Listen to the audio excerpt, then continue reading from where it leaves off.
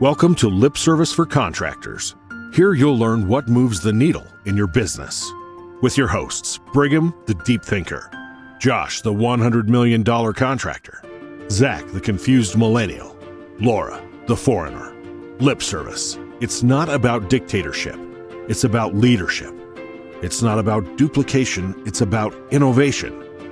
It's not about stuff. It's about your people.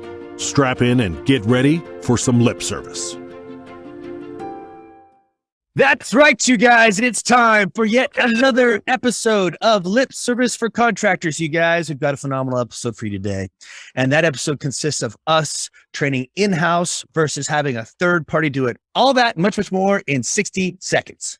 Power Selling Pros is the customer service coaching company for contractors. Their one-on-one coaching for CSRs helps contractors book at least 85% of their calls and wow more customers. And their group training for technicians helps you create a better buying experience in the home and close more sales. Visit powersellingpros.com to learn more about how you can make more money with their coaching programs. Chances are you love what you're hearing on Lip Service for Contractors. And if you want to go deeper, have an actionable playbook, or just want to learn from some of the most successful and profitable contractors in the industry, check out Clover Marketing from Josh and Laura. They give away free, amazing information, tools, SOPs, scripts, and processes that help their family business grow to over 140 million. And those same tools have helped other contractors in the industry blow up their business and grow an average of 20% every single year. Check out growwithclover.com/free gifts. They update the free gift section all the time, so make sure you keep coming back. Welcome back, Lip Service for Contractors, you guys. Which one should we do? Should we take on the responsibility ourselves and just do that in-house training? Or should we just have a third party do it? What do you guys think? I'm going to give an answer not everybody's going to love, and maybe not even everybody on this phone call. But the answer is it really shouldn't be one or the other. Like, they achieve different things. And it really depends on what kind of outsourced training you're doing too, right? Like, we all know, like, really badass, unbelievably good sales trainers. They're going to come in, do a 2-day seminar with your team, and they'll change one person's life in the room. And then everybody else, they'll boost for 2 weeks. And then some that won't boost at all. And then after 2 weeks, all but that one guy is going to fall off, right? It's not like that doesn't have a place. In fact, it's a great place. It's a great starting point. It's great to do that right before summer, get your team super amped up. But that's not going to be your consistent, relevant training. Like, that's going to make a big difference. So it all depends what kind of training you're talking about, number one. But I don't think this is an either or situation. I think it can and should be an and situation. There's benefits and disadvantages to both. Thoughts? Yeah. So I love the idea of those who are ambitious enough to, hey, let's do this in-house. But then stuff comes up, right? Meetings, appointments, customers yelling at you, oxes in the mire, right? And then those initially ambitious periodic trainings, whether it's a week or a month or every month, right? It kind of goes by the wayside based on the urgent things that tend to take its place, right? Because look, in-house training or training in general, it's important. Is it necessarily treated as urgent? So what does effective in-house training even mean? What does that look like? Let's start with a basic premise. And I'm pretty sure everybody on this podcast is of the same page, but I want people listening to us to verbally agree with me. Like, the type of training you have is actually less important than the consistency of the training. Do we all agree on this? Sure. But what if the type of training? Okay. Oh, I was about to say, what if the training's crap? It doesn't matter how consistent you do, but it's still crap. Yeah, but if crappy training done consistently is better than amazing training done inconsistently. But if you're training them to do crappy practices, you could be just hurting your business. Yeah, that's true. I mean, yeah. Let's not teach them poor things purposely. Yeah, I mean, they're not mutually. Well, it's not. I don't believe anyone who's training. You see so many people, even in our industry, that think their best practices are the best practices. Yeah, I think you guys are all right. You're just saying it a little bit different ways. I would say that if you do an amazing training, but you only do it once, that's like a flash in the pan. You're a circus. Yeah, you're wasting your time there. The circus. You roll up to town one day, put on a show, set up the tents, pull out the dogs and ponies and the monkeys. And So really what we're saying is Seagull management. That's what you're looking for, Zach. what was that? Seagull management. Seagull management. You know what seagull management is? I have no idea. I've never heard that before. It's when you fly in, squawk around a bit, shit on everything, and then fly out. And people are like, that was amazing. It doesn't smell very good. It's so awesome. Yeah. Yeah. Don't do that. Yeah, don't do that. So how often should trainings occur? And I love that you said, you know what, it'd be better to have not so great trainings consistently than to do one amazing training and never do it again. I agree with that. How can we make not so good trainings in-house always great? So number one, yes, we want to be consistent. Cool. How consistent? Yeah. So consistency really, I don't think it depends by department really. Some people do, but like, I think you should be meeting at least once a week in-house, right? Where you're spending an hour and really deep diving in, teaching something significant. And then there's minor training happening literally every day. So if that's your service techs, you're hopping on a Zoom call in small groups and motivating them, talking about what we're talking about for the month and kind of driving them and answering some technical questions, whatever that looks like. So every single day to a small effect, every single week to a larger effect. And then certainly there's the training too of like, hey, this is a brand new tech, has no experience. You have to have all this spelled out, how to go from scratch to a maintenance tech, from a maintenance tech to a service tech, from a service tech to a flipping or selling tech, right? These are all different types of training and it's super important. The same thing on the phone, right? Like taking someone from scratch to being an active CSR, taking from an active CSR to a selling CSR to maybe sales recovery or outbound, right? Because those are higher paying, higher skilled jobs where they make more money, right? And you want them to make more money because they'll stay. There's a lot to unpack there.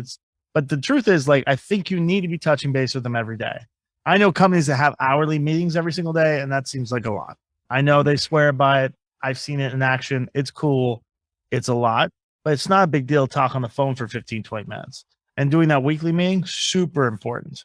So like, that's one of the advantages of having in-house training is your ability to consistently pull it off and your ability to have that trainer, right? Which is a service manager, or a supervisor, or a call center manager, or a sales manager, be that sounding board. So there's really constantly training going on. Because another form of training is ride-alongs, right? You should be doing ride-alongs. That's training too, right? Mm-hmm. Like how do you outsource ride-alongs effectively? Does training happen? Does training happen so maybe I'm hearing it correctly. Cadence is weekly. Doesn't happen for every single department. Oh yeah. Every department, without exception. Okay. Yeah. There's a reason for that. There's a reason for that. Does the owner need to attend every training department or just the head of that department?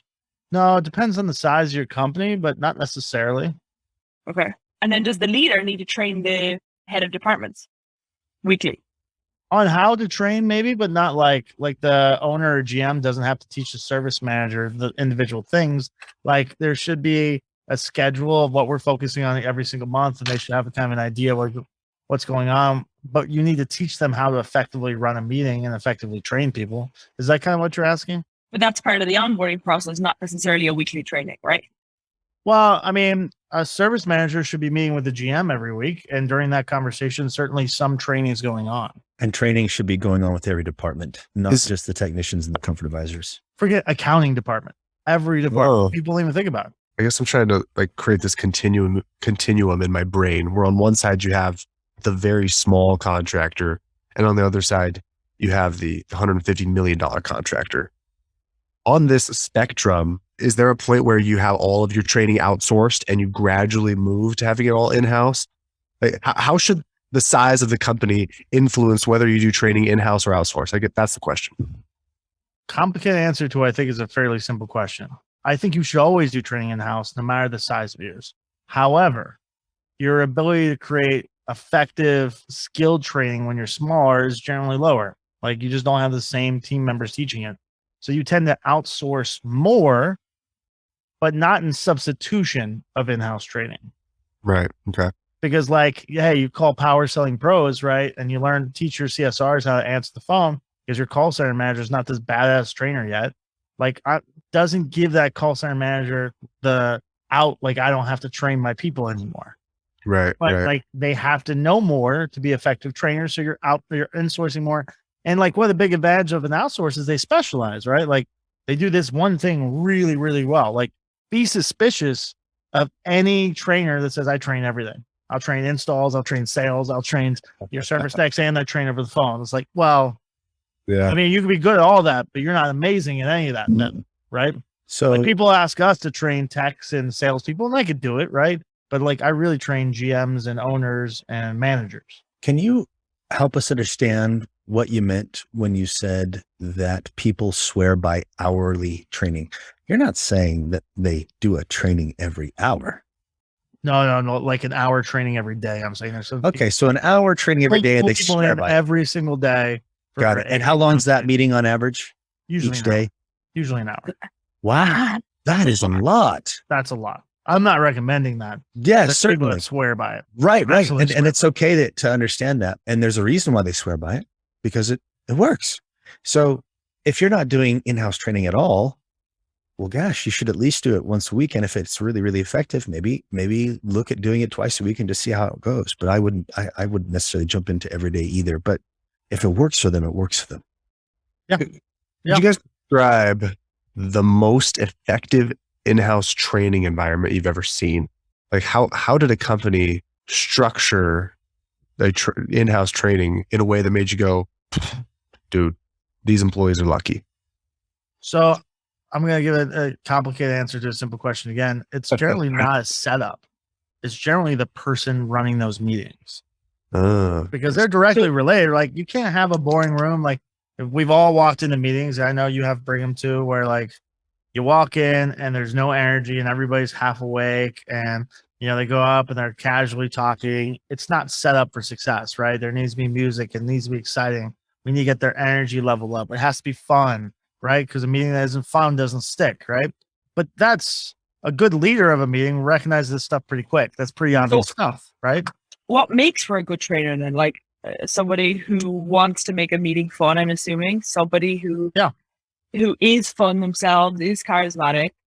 Like what makes for a good trainer? Yeah, charismatic, fun, is personable. The guys like and trust them, right? As a driver or a motivator. Like I don't need a real strong technical guy most of the time, right? Because it's the technical is the easy stuff. It's how to communicate with customers, keep them excited, keep them motivated. Those are the meetings that tend to do the best, right? Because if you don't have the motivation, it doesn't matter what you teach them, it won't stick. What I've just thought of, I hear so many people talking about obviously wanting to be a service manager or whatever. I wonder if we looked at like their scorecard or the job requirements in say Indeed or wherever they're advertising for that position. Is being a good trainer even something that's asked for? Probably not. Well, here's the thing though. We agreed at the beginning of this podcast that it's important for you to do it. I wouldn't want somebody to not do it because they don't feel like they have all the characteristics that Josh just outlined, right? That he just listed. You should be doing it. And there are ways to make it easier. For example, I was working with a region at a major PE group. I don't know if we can say the PE group or not, Josh, but they have a ton of managers that they wanted to have learn the processes and such that we teach from the get-go. And I think that's awesome. Instead of us just going and coaching twice a month, to have the managers completely involved, completely engaged, walking on the showroom floor day after day. And if they hear something that's inconsistent with what we're teaching, giving us the opportunity to have that reinforced by them, right? With boots on the ground, so to speak. So I think the combination of in-house training on the weeks that we're not doing coaching with us providing that coaching, holy cow, it's the best of both worlds. Yes, it's third party training. It's a third party providing the content. So you're basically saying that a service manager doesn't necessarily have to be a good trainer. They just need to be open to coaching to become a good trainer. Yeah. It's a learned skill, just like anything else. Like most people. So it shouldn't be a requirement. So you're saying it shouldn't be a requirement. Well, I mean, so if you're looking for a service manager specifically, they're like you're looking for someone who's top Any line department driven. heads. Right. Any department head. But I'm focused on service manager specifically because it's easy for everyone to understand. You want someone who's top line driven, who's going to drive sales, has great communication skills, but is a great leader, right? You want someone who people will follow. And with that great leader, you also want someone who's really motivated, right? Also really good at recruiting, right? These are kind of the key things for a service manager, right? If you're really good at recruiting, if you're really good at motivating, you're a great leader and you're top line driven, odds are you're going to be pretty good at meetings once you're set up properly and learn a little bit. Yeah. Because that's the type of personality that does well in meetings. It's the best trainers are not the most knowledgeable.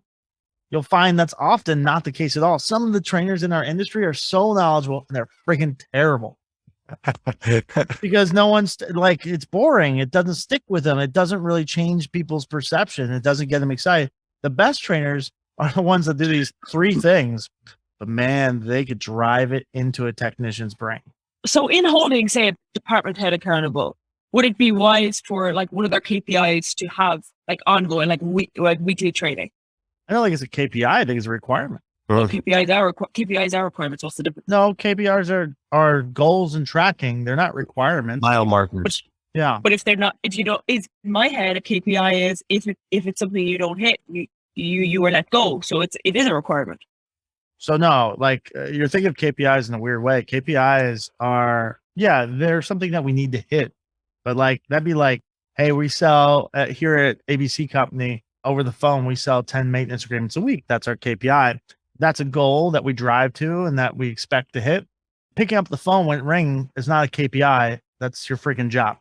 That's a requirement, not a KPI. Like we don't do the basic stuff like, hey, you have to show up to meetings. That's a KPI. No, it's a requirement, of course. So if the KPI is, hey, sell 10 service agreements a day and you only sell 8, that's not a fireable offense. That's what you're saying. Right. It's trainable. We got to fix this. What's going on?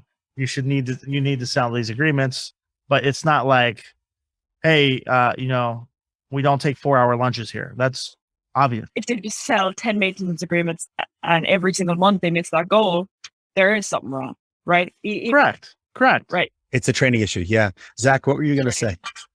Oh, I was just something Josh said about being the leader and being able to drive and motivate reminded me of. I actually read this book on your recommendation. Telecode. Yeah.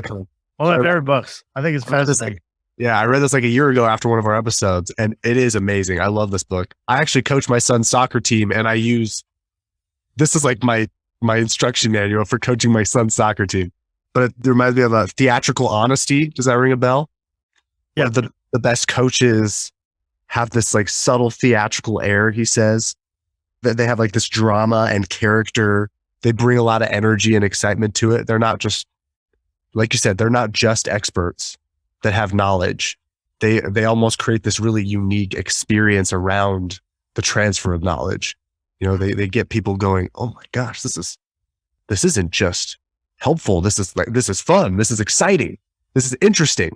And if you can get a trainer who does that, who makes people be excited to sell the service agreement, excited to become better at the technical aspects of the job and breathe life into it, it's such a huge advantage. What you said reminded me of that book because I thought that was fascinating. I remember, Laura, I don't know if you watched the video yet, but like I got a good buddy, Rick Hutcherson. He's one of the best SaaS trainers in the industry.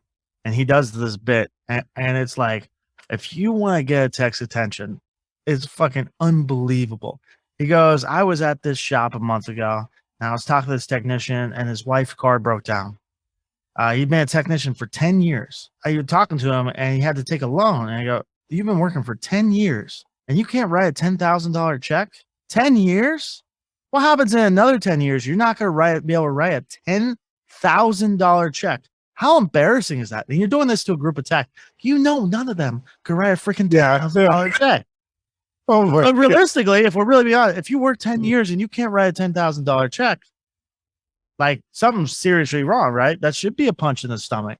But like that small thing, holy crap, you've got all those techs' attention because they're like, oh my God, I can't write. I've been working 12 years. I can't write a $10,000 check. I love that.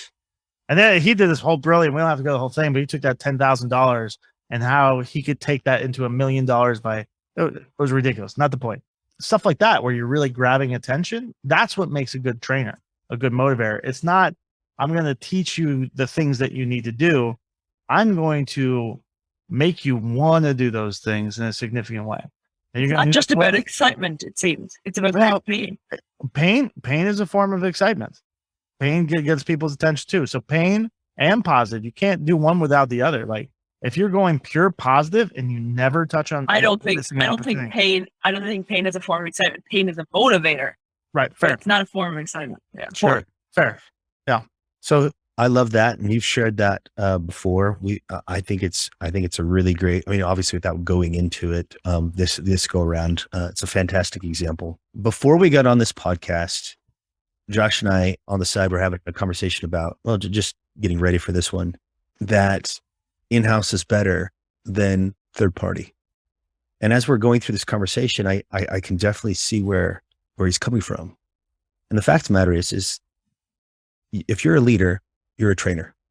Yeah. It's not just about hearing yourself speak. This is one of the biggest problems trainers have, is they want to hear themselves speak. They want to create their own learning experience for themselves. In fact, Zach covered this in a meeting we had the other day. And Zach, feel free to jump in on this if you'd like. But you're talking and you're listening to yourself speak, and man, this sounds so amazing, sounds so wonderful. And you have your own aha moment with, while you're there talking in front of all these people, and everybody's sitting there and they get nothing out of it.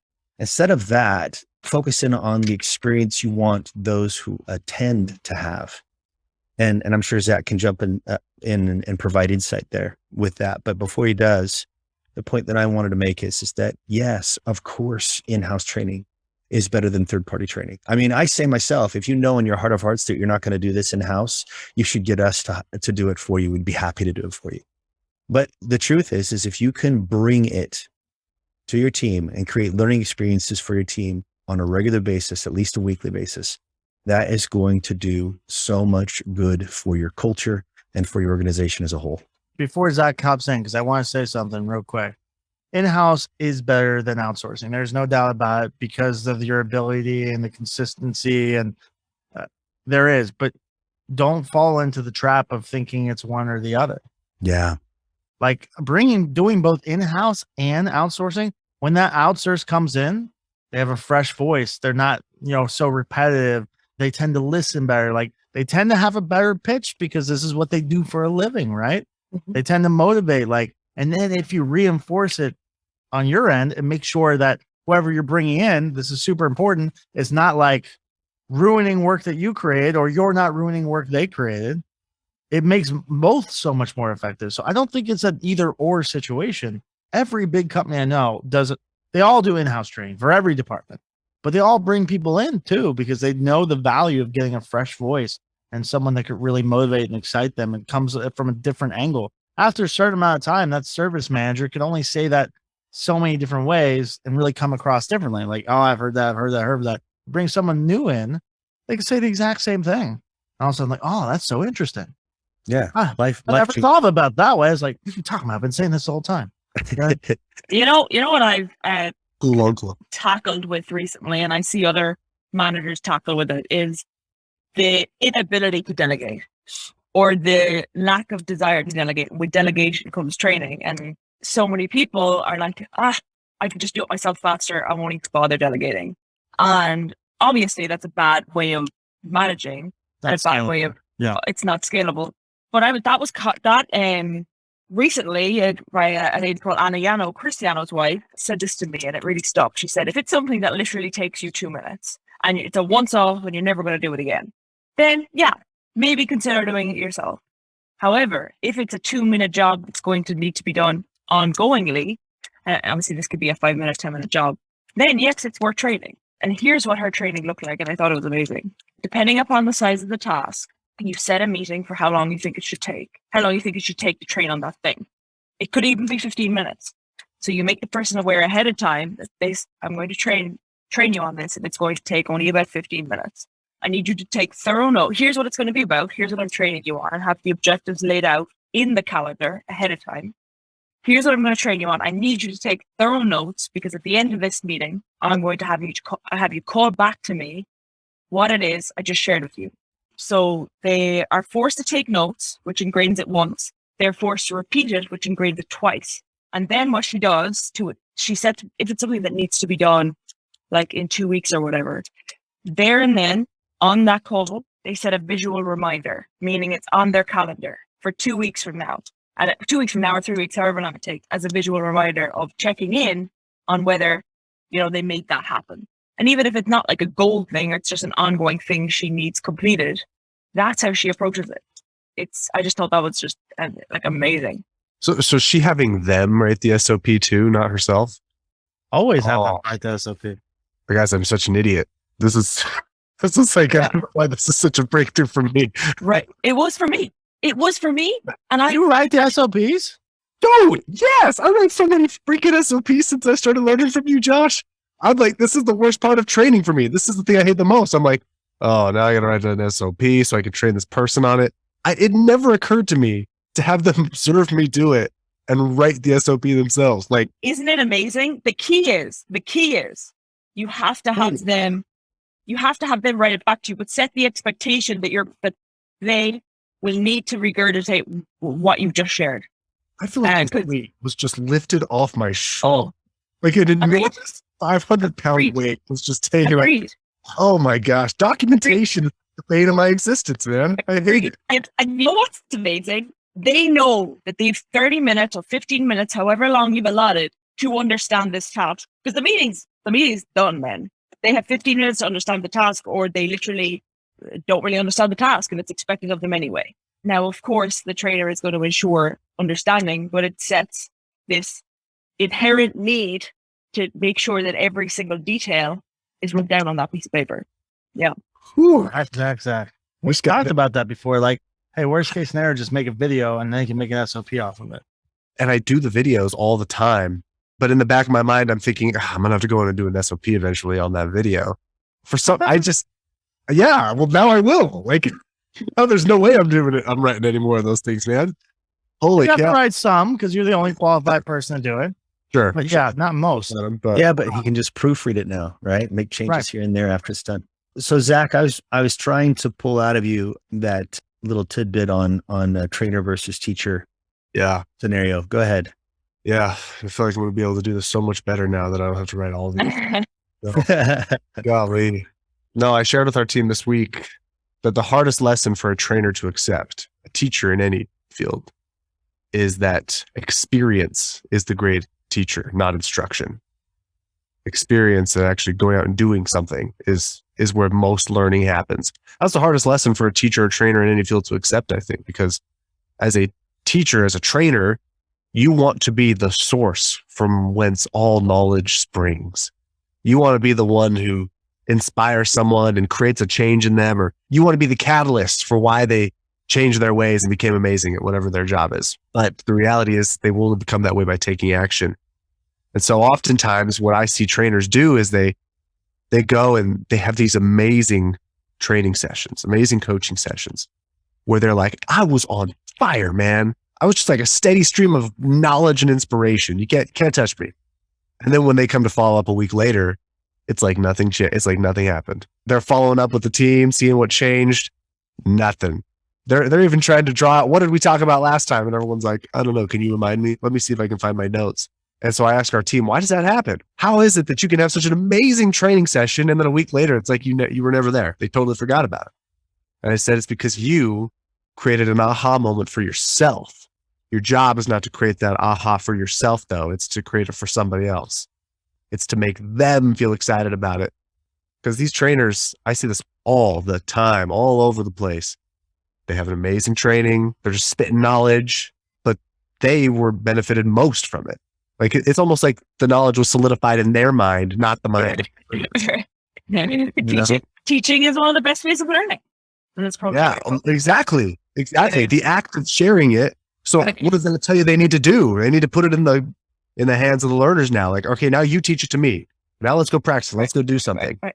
Yeah. Right. So the lesson here is keep working on this. You're a leader. That means it's your job to create experiences for each one of those that you lead. I feel like acknowledging the fact that you are a bad trainer or a bad delegator. Like I literally straight up said to Aniano, I take on all sorts of nonsense myself.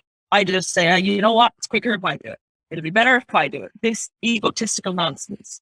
It doesn't have to be true. Maybe it's true now, but it doesn't have to be true.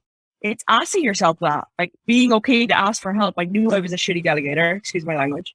Many people are crappy trainers, and making yourself aware of that fact is going to help you seek the training to be a better trainer. Let's pull that back real quick. I mean, if we're talking about delegating, the general rule, we all know this is like someone could do it 80% as good as you. You should probably delegate it. But like, how do you know you're a crappy trainer? The answer is actually really obvious. Like, and most people never really think about it. Zach, what am I going to say? You got a smirk on on your face. I always think I know what you're going to say, but you prove me Give wrong. it an attempt. Go for it. I think you're going to say, like, your people don't grow, your people don't change. The results. Yeah, results. Yeah, if you don't get results, if you're teaching on how to sell more and the average ticket doesn't go up, and they don't sell more, guess what? Your training's not very good. I literally this morning was training a team member of ours. And these things, I feel like I've just repeated myself. But obviously I was sleeping. And I was like, well, heck, I'm going to do it on a yellow. I called 2 15-minute meetings to cover totally 2 different objectives, gave 15 minutes between each meeting. And I know for a fact I will never have to do this task again. Make sure they make an SOP. It's already happening. And I was just like, what has just game changed? And that all came from like me being aware that I was crap at this thing. Maybe you need to ask your trainers, or I mean your service manager, your department heads, like, do you think you're good at training?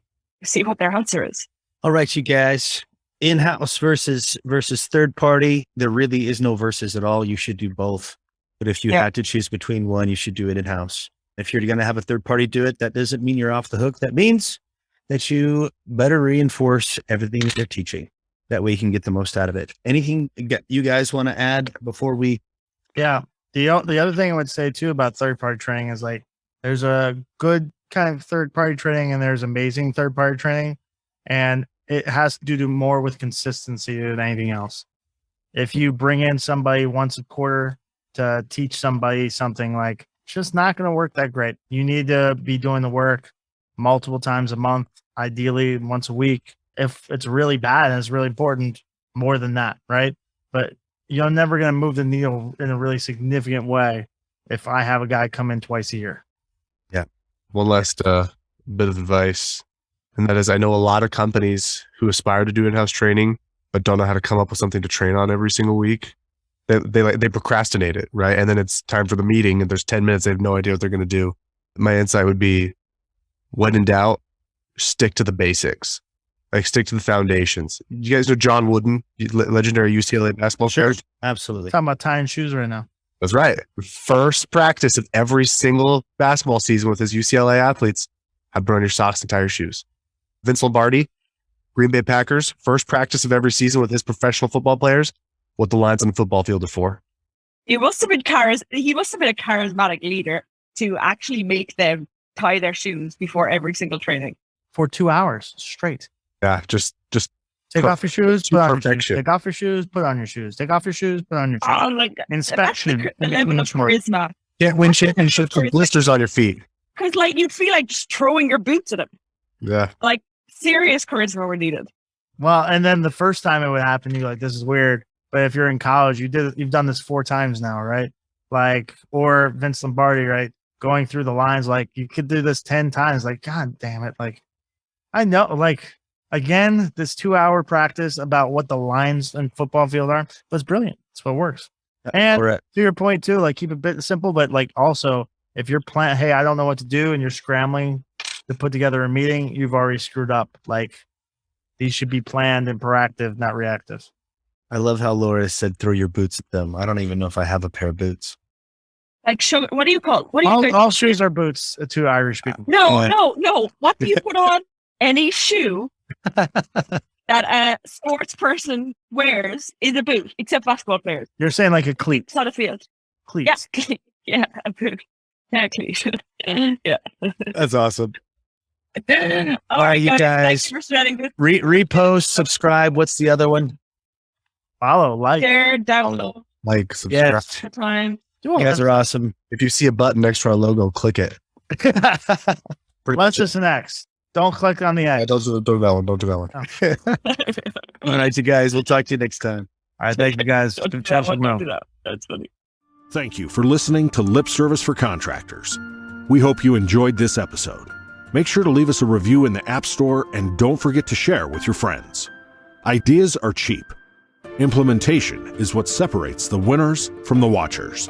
Go out and implement these ideas. See you on the next episode of Lip Service for Contractors.